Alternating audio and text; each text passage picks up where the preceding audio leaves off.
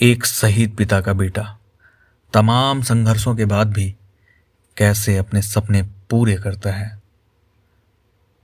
आइए हम आज सुनते हैं ये कहानी जिसका नाम है सपनों की ऊंची उड़ान।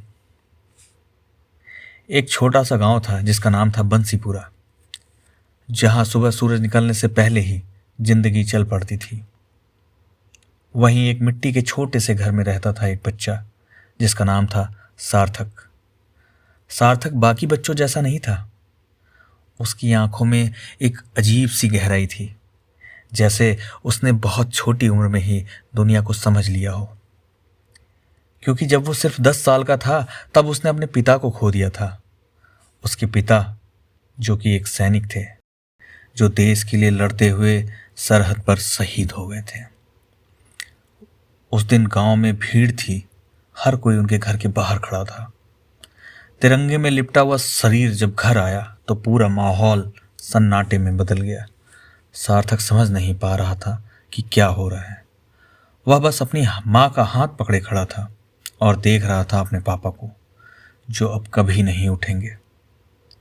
उसकी माँ की आंखों से आंसू रुक ही नहीं रहे थे, लेकिन उस छोटे से बच्चे की आंखों में आंसू नहीं थे। वहाँ सिर्फ एक सवाल था, अब पापा क्यों बोल नहीं रहे हैं। उस दिन के बाद सब कुछ बदल गया। घर में जो पहले हंसी गूंजती थी वो अब खामोशी में बदल गई। माँ ने सिलाई का काम शुरू किया, दिन रात मेहनत करके किसी तरह घर चलाने लगी। सार्थक अब जल्दी बड़ा हो रहा था। वह समझ चुका था कि अब उसे रोना नहीं है, अब उसे मजबूत बनना है। हर सुबह उठते ही वो अपने पिता की तस्वीर के सामने खड़ा होता और धीरे से कहता, पापा, मैं भी एक दिन आपकी तरह वर्दी पहनूंगा। यह सिर्फ एक सपना नहीं था, यह उसके दिल की आग थी। लेकिन सपने देखना आसान होता है, उन्हें पूरा करना नहीं। घर की हालत बहुत खराब थी। कई बार ऐसा होता कि रात को खाना भी पूरा नहीं हो पाता था। कभी किताबें खरीदने के पैसे नहीं होते थे। स्कूल में भी हाल आसान नहीं था। कुछ बच्चे उसका मजाक उड़ाते, अरे भाई तू क्या फौजी बनेगा, पहले जूते तो ले ले तू सही वाले।